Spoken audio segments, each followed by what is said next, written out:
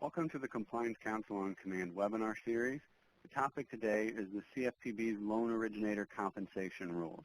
I'm Jeff Anderson, an attorney at the Dickinson Law Firm, focused on regulatory compliance for community banks. The Loan Originator Compensation Rule is in 1026.36 of Reg Z, and there's a lot to unpack in it. It's broken up into 5 parts. Now, one part is those that actually pertain to loan originator compensation. Another pertains to loan originator qualifications and use of that NMLS unique identifier number. There's provisions in there about financing single premium credit insurance, arbitration clauses, and record keeping. Today, we're really going to focus on the loan originator compensation piece. On another separate webinar, we'll talk about the loan originator qualification piece. The product coverage of the loan originator compensation rule is very broad, closed-end consumer loans secured by a dwelling. The only exception is for timeshares. The major change here is this new definition of loan originator. So all of you are very familiar with the SAFE Act and the SAFE Act definition of a mortgage loan originator, or an MLO. Definition of an MLO in sum is you have to take an application and offer, arrange, assist a consumer in obtaining or applying to obtain or negotiating an extension of credit. You have to do both of those items to be a SAFE Act MLO. Under this new Reg Z definition of loan originator, you only have to do one or the other. It's take an application or offer, arrange, or assist a consumer in obtaining an extension of credit, or even advertising yourself out to do either of those items. So that's a much broader universe. That's a much broader definition of loan originator. So how that will impact your bank. You're going to have SAFE Act mortgage loan originators, SAFE Act MLOs. They're all going to be loan originators under this new definition. But because this definition is much broader, you could have other employees who are not registered MLOs, but who are loan originators under this regulation. Because this regulation didn't change the SAFE Act at all. The SAFE Act is still out there, and it was unchanged by this regulation. This is a new freestanding regulation within Regulation Z. What that'll mean is your SAFE Act MLOs, they'll be subject to the compensation and qualification requirements in this new reg, and also some loan originators, potentially, who aren't registered MLOs, could be loan originators subject to the comp and qualification requirements of this rule. So who can be a loan originator? It can be employees of your bank or third parties. It can even include your bank if you're directly engaging in loan origination activities. The types of activities that will constitute loan origination activities are, it's very broad, so it can even be helping a borrower fill out an application, sitting down with the borrower and helping them fill it out. That can be a loan origination activity. If you refer a borrower to a certain third-party loan originator, that could be loan origination activity. Really, this is one of those definitions where it's almost more helpful for figuring out the definition of who's included to discuss what's excluded, who's not a loan originator. The biggest category exclusion from loan originator activity is administrative or clerical tasks. So that's going to be if you're only providing an application at the consumer's request, or you're only acting as a clerical assistant to a loan originator. So when I say take an application, that doesn't mean just physically taking that. If a teller just receives an application from a borrower and forwards it on to a loan originator, that's not going to qualify them as a loan originator absent other activities. Simply responding to a consumer inquiry and providing general information about the bank or about the bank's loan products, that won't qualify a staff member as a loan originator. Where the line will get drawn, where a teller or a customer service representative, particularly consumer-facing employee, will cross that line and be a loan originator is if they're discussing particular credit terms with a potential borrower, with an applicant. Now, let me provide some examples of how that might come up. If I come in and I talk to a customer service rep and I ask them, what types of loans do you have? I'm looking for a home loan. What types of loans do you offer? Customer service rep explains you offer closed-end, open-end loans, home equity loans, HELOCs. That's not going to qualify them as a loan originator. They're safe.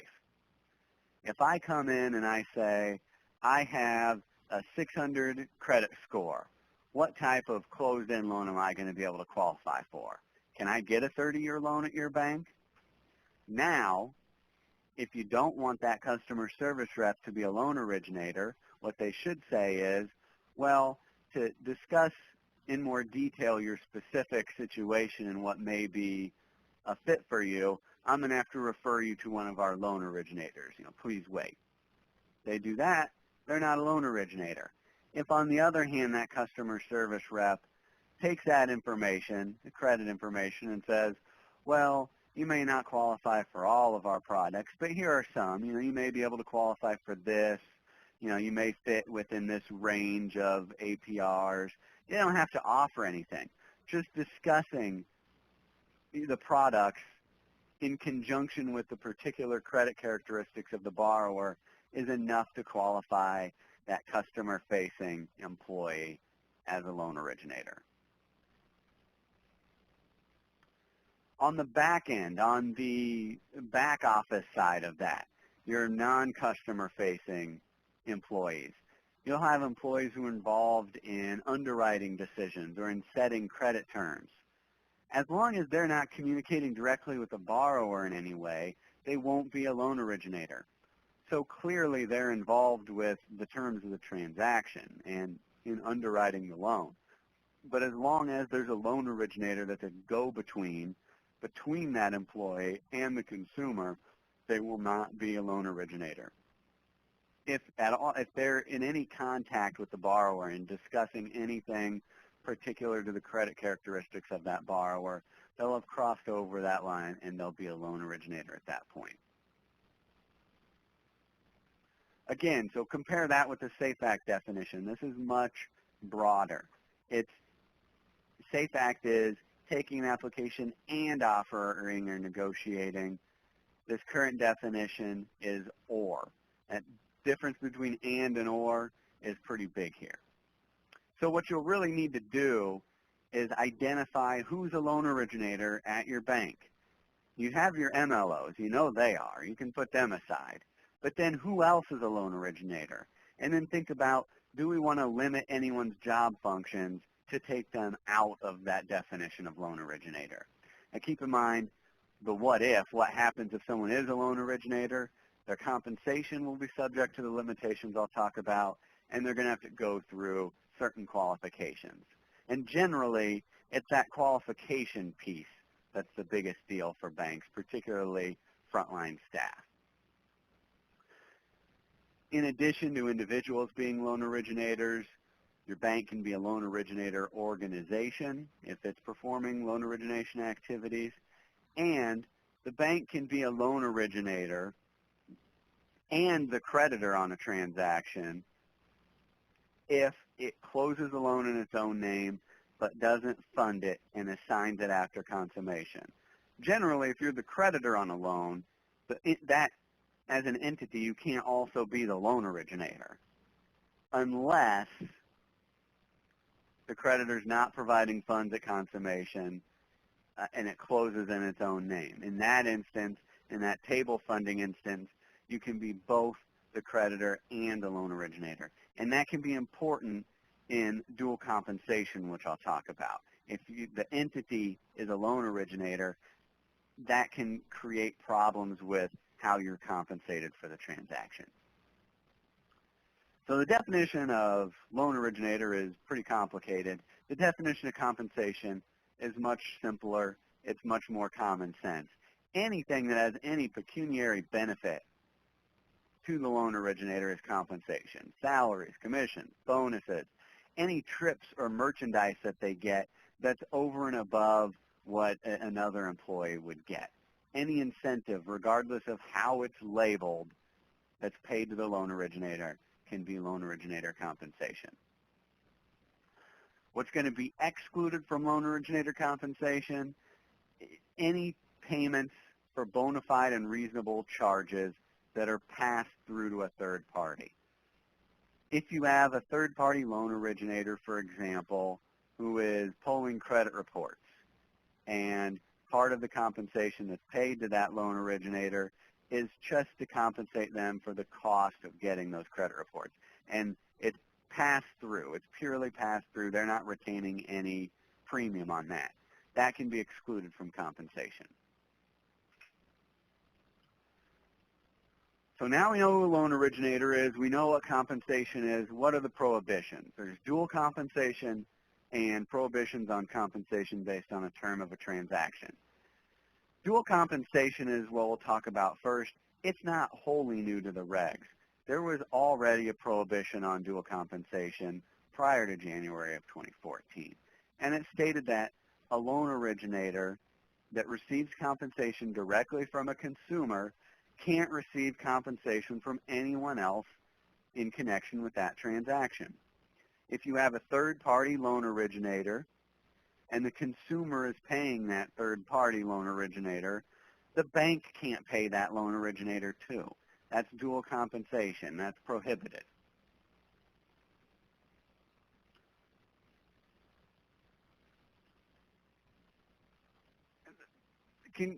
It can get complicated situations can arise with dual compensation. So you can still, as a bank, pay your employee loan originators, and there's not going to be any issues with dual compensation.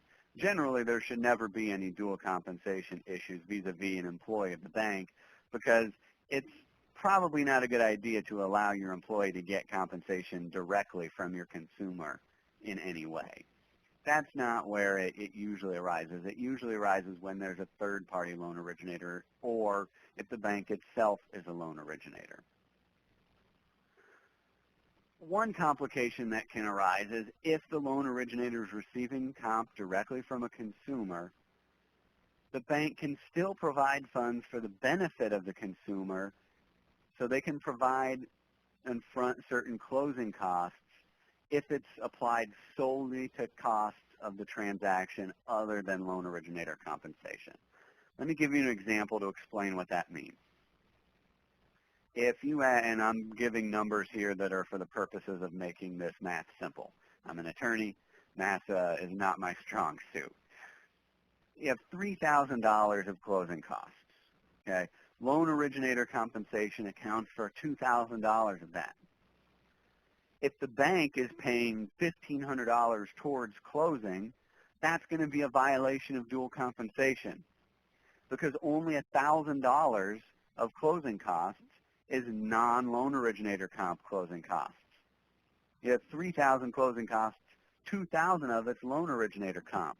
So paying $1,500, that means 500 of that is going to loan originator. And if the consumer's paying the other portion of that, that's going to be a problem. That's an issue that you really have to look out for. Generally, other funds from the bank that are applied to reduce settlement charges aren't dual compensation if they're disclosed and handled as a credit on the GFE. Now, I said dual compensation arises when the consumer pays the loan originator, and anyone else can't pay that loan originator as well. Well, sometimes funds that are actually from a third party qualifies directly from a consumer. If, for example, a seller agrees to pay $1,000 of closing costs, that $1,000 is deemed to be directly from the consumer. So even if a third party is paying something on behalf of the consumer, it's deemed to be directly from the consumer, and you have the dual compensation limitation in place. That's dual compensation. I'll bring up this slide just to note that this is something to keep your eyes out for. Originally, when this rule was proposed, the CFPB proposed that upfront points and fees can't be charged if loan originator compensation is paid by a person other than a consumer. So it was a prohibition on upfront points and fees, when you had loan originator compensation paid by someone other than the consumer. They eventually just scrapped that. Based on comments received from banks and bank trade associations, they scrapped that, but they noted that they were going to continue to take a look at it. So you don't need to worry about it now, but you might want to keep your eyes out for it because the CFPB, I think, intends to address it in the future. Now let's move on from dual comp on to compensation based on a term of a transaction. What a term of a transaction is determined based on the facts and circumstances of the transaction. And this prohibition on compensation based on a term applies to comp whether it's on single or multiple transactions. A term of a transaction is any right or obligation to the credit transaction. If it's in the contract, it's a term of a transaction, generally. We'll talk about some exceptions that will apply. If it's required to be on the GFE or the HUD, it's likely a term of the transaction. Your clear examples would be the APR, the type of collateral, or the existence of any fee or charge. Clearly, under this rule, you can't compensate a loan originator more for closing a loan with a higher APR. That would be prohibited. It goes a step further than direct compensation based on a term of a transaction and prohibits compensation that's based on a proxy of a term of a transaction. A proxy is going to be anything that varies consistently with a term over a significant number of transactions and that the loan originator has the ability to influence. An example of a proxy would be if you have a bank that pays higher loan originator compensation for loans that are held in the bank's portfolio rather than sold to the secondary market. Well, what if the bank only holds fixed rate loans with a 5-year term and a balloon payment and it sells all of your 30-year mortgages? Well, in that instance, that's going to be a proxy because now your loan originators are going to be compensated based on a factor that varies consistently. Whether it's held in portfolio or not isn't a term of a transaction, but whether it's held in portfolio or not affects the terms of the transaction. It's going to determine whether it's a 5-year balloon or a 30-year loan. And the loan originator is going to be able to influence the borrower's decision. In theory, they're going to be able to steer a borrower to one product over another. So that's going to be a proxy. Example of something that's not a proxy. What if the bank pays higher commissions for transactions that are secured by Iowa property as opposed to those secured by Nebraska property? Now, that may be a completely valid policy just based on the superiority of Iowa property, of course, but it's also not going to be a proxy because even though it could vary consistently with terms of the transaction, the loan originator can't influence where the property is located. A loan originator is not going to be able to steer a borrower towards a certain property, so that's not going to be a proxy. Other examples of items that are not a term or proxy of the transaction. So these are factors that you can base loan originator compensation on. One is the loan originator's overall volume of transactions. That can be overall dollar amount volume or number of transactions. The long-term performance of the loan originator's loans, an hourly rate, a flat salary, a flat per transaction commission. Whether the consumer is an existing customer or not, that's not a term of a transaction. Percentage of applications submitted that result in actual loans, and the quality of the loan originator's files. That last one you probably want to be careful with. You don't want to use quality of the loan originator's files as a proxy for the terms. Like this is a high quality file because it's more profitable. That's going to be a problem. They're talking more about quality as far as compliance and accuracy and completeness. A major exemption from term of a transaction is the amount of credit extended in certain instances is not a term of the transaction. Now, The amount of credit extended, along with the APR, are probably the two most important terms of the transaction. But there's an explicit exemption for this. If the amount of credit, if you base compensation on the amount of credit extended, and it's based on a fixed percentage, then it's not a term of the transaction. So if it's half a point, half a point, that's the compensation. That's based on a fixed percentage, and it's not going to be a term of a transaction. You can have a ceiling and you can have a floor. So you can have, say transactions above $500,000, they're capped and the floor is $50,000.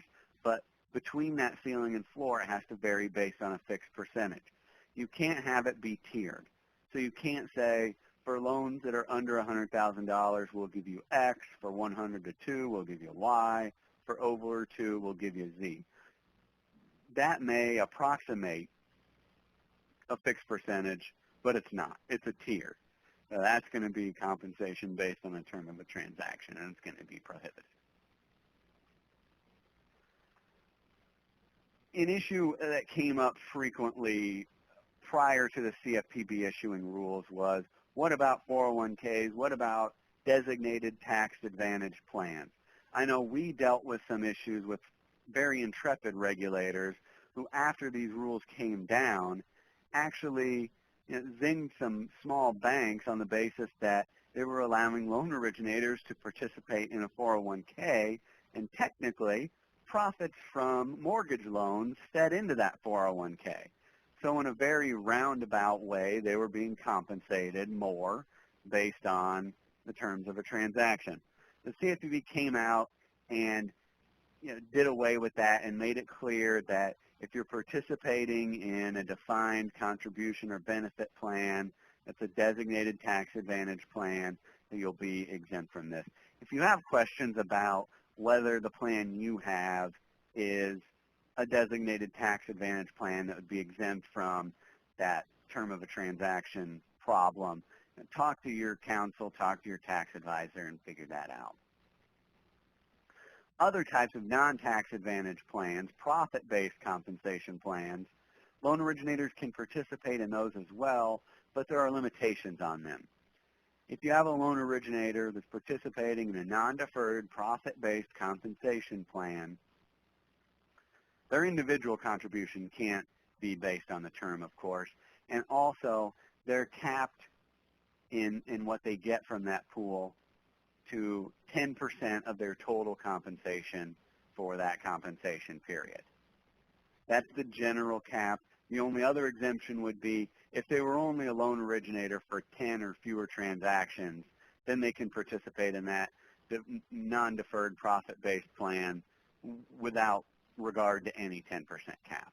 So that 10 or fewer, that often applies to your executives who are maybe a loan originator on a small handful of transactions. Their participation in a profit-based comp plan won't be affected. Everybody else who does 10 or more, they're going to be capped at 10%. Other limitations on loan originator compensation. So you can't compensate more based on the APR, and this may seem counterintuitive, but you also can't do the reverse. You can't agree to set a loan originator's comp at one level and then lower it in selective cases. So what that's getting to is they don't want banks to be able to bootstrap their way around this rule and set compensation at high levels and then selectively decrease it based on certain terms of a transaction.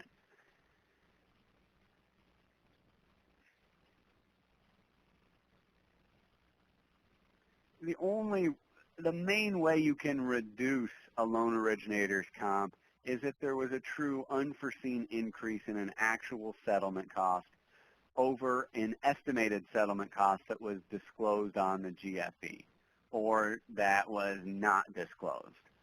Other than that limited exception, you can't decrease loan originator compensation. And it's because they don't want to give anybody an end around to be able to get around the compensation rule. And this can create problems.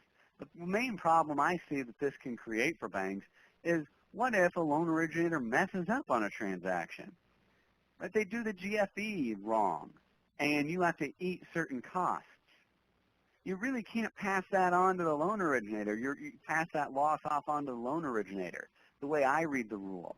That's going to be a problem. You've decreased their compensation, and a screw-up by an LO isn't defined as an unforeseen increase in the rule. So you're going to have to eat that and not be able to pass it on to the loan originator. What you can do is you can change their compensation going forward. You could say, you screwed up, you're going to get less going forward, a probationary period, and we'll make up for it on future transactions until you, right the ship, and then maybe you can return to your current level. You can do that. You can do that in either direction. You can have a loan originator that's performing very well and say, we're going to raise your flat comp from $3,000 to a flat $3,500. You can do that and evaluate things. It just can't be particular to one transaction. You're also flexible in setting the loan terms, and you can recover the cost of loan originator compensation from the borrower.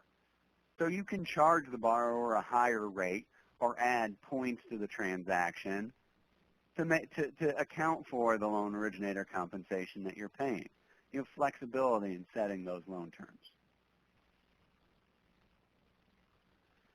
Loan originator compensation rule, it still has a lot of unknowns out there. One issue that I know I've seen come up that I don't have a real clear answer on, I haven't seen one from the CFPB, is what about refis versus first lien transactions? Can you compensate loan originators differently for a refinance than you can for a first lien transaction? Well, it's not real clear. To me, it makes no sense that that would be prohibited. The reason being, the whole purpose of this rule, the whole idea behind it is they don't want loan originators steering consumers into certain loan products based on their own selfish rationale. You don't want to steer someone to a 15-year loan as opposed to a 30 because you're going to make more money off of it. Well, that steering concern doesn't apply at all to refis versus first lien transactions. It's similar to Iowa property versus Nebraska property to me. Someone's not going to come in and get convinced by a loan originator that they should really go buy a new house as opposed to refinancing their current loan. They're either coming in for one or the other product. They're not going to be convinced one way or the other or steered one way or the other. I don't think it makes sense, but I don't think a lot of things in regulations make sense. That doesn't mean that it's not the case. I've seen, a lot of other attorneys that I respect highly, whose opinion I respect highly, say that their interpretation of the regulation is that compensating differently for refis versus first liens is going to be an issue and is going to be a violation under this regulation. So conservatively right now, unless you hear something to the contrary, I'm inclined to agree with that and go with that direction. Or if you decide to go elsewhere, at least very strongly document your rationale for that. Thank you very much for listening.